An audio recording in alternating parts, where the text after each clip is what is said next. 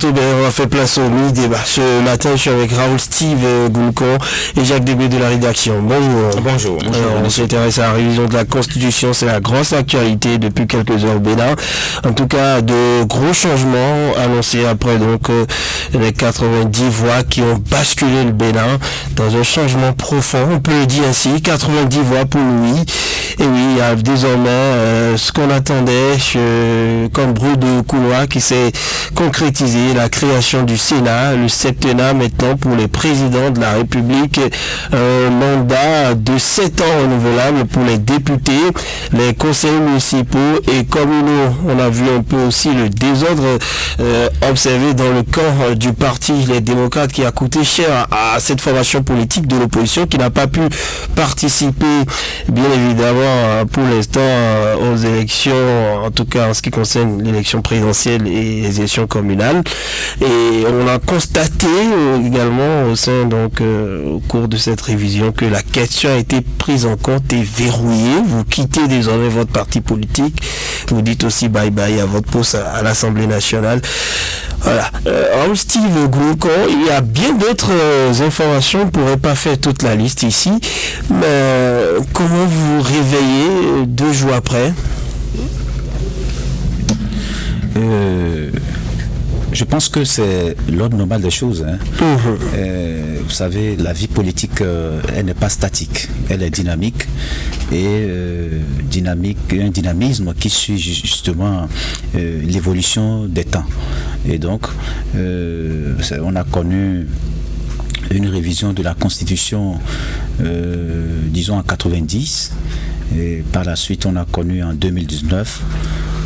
Maintenant, nous avons connu encore une nouvelle révision en 2025.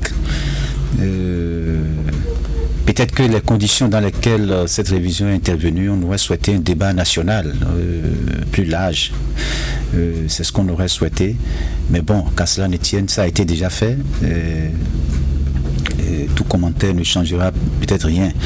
Mais j'estime que les arguments avancés par les initiateurs de ce projet, par exemple le mandat électif qui passe de 5 ans à 7 ans, on a suivi les arguments développés par ceux-là qui sont porteurs de l'initiative, à savoir que lorsque vous avez par exemple des projets, les études, tout ça vous amène parfois à 4 ans, et donc ça ne permet pas au président qui est élu de concrétiser tous ces projets, programmes avant la fin de son mandat. Et ça permet justement avec 7 ans à celui-là d'avancer dans tout ceci. Donc ça donne un peu plus de temps. Depuis 1960, en tout cas depuis la réforme 90, de façon plus concrète, 5 ans, d'autres ont fait le job. Ah oui, d'autres ont fait le job en 5 ans. Et maintenant, est-ce qu'on pourra tout faire même si on vous donne 100 ans? Non, c'est pas évident. Ouais. Même si on donnait 10 ans pour un mandat, c'est pas évident que le président fasse tout. La preuve en est que le président Patrice Talon va boucler 10 ans dans quelques mois. Mais vous comprenez avec moi qu'il y a encore beaucoup de chantiers qui sont ouverts et malheureusement, il ne pourra même pas finir avant que le prochain président ne prenne les rênes du pays. Donc, c'est ce que cela suppose. Et moi, ça me laisse un peu perplexe. Quand vous voyez les États-Unis, c'est 4 ans. Le président qui est élu aux États-Unis fait 4 ans. Et pourtant, il a un projet, il a des projets, il a des programmes. Bon, maintenant, peut-être que les réalités ne sont pas les mêmes. Vous savez, les États-Unis ont atteint déjà un niveau. Vous savez, le niveau, ça dépend du niveau des développements. Oui, mais 7 ans oui. Non renouvelables, c'était l'ancien projet. Oui, mais maintenant c'est 7 ans renouvelables. Ça fait 14 ans, 14 ans pour le président qui sera élu. Donc, moi je pense que pour un pays comme le nôtre qui est en construction, c'est pas mauvais. Mais je pense que avec l'évolution, on doit encore subir certainement des modifications avec le temps. Si peut-être nous atteignons le niveau de développement qu'il faut, on va peut-être revenir encore à 5 ans. Bon, moi je pense que... Mais quand vous observez un peu dans le monde, et même en Afrique, la plupart des pays enfin, le grand nombre de pays, c'est 5 ans. Ça, il faut faire ce constat.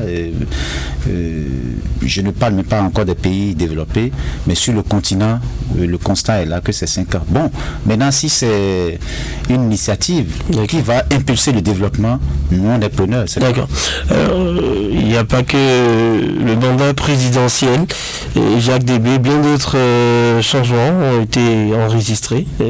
Comment vous appréciez cette révision ? Il faut faire une analyse dans la forme et dans le fond. Dans la forme, je crois que Raoul Steve Gounoukan commence déjà par en parler. Les Béninois se sont réveillés samedi matin avec une nouvelle constitution, notamment le débat autour du septennat que personne n'a vu venir.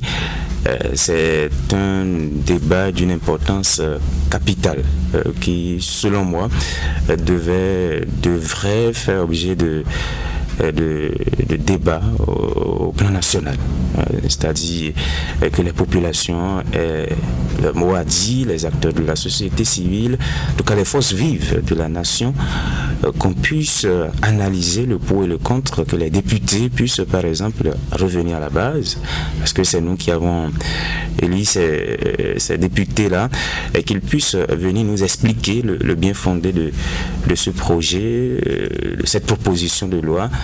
Mais on a découvert le samedi matin à 5h, 6h que, eh bien, désormais c'est 7 ans, ça va prendre effet à compter du prochain président de la République.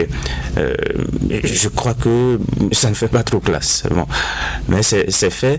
Maintenant, dans le fond, 7 ans renouvelables une fois. Je crois que le problème qui se pose, et pas seulement pour le Bénin, mais pour la plupart des pays africains, c'est qu'il n'y a pas de vrai programme de développement. Chaque président vient, essaye de mettre son programme en place, balaye tout ce qui était déjà là, c'est un éternel recommencement, ce qui fait qu'on n'a pas suffisamment de temps.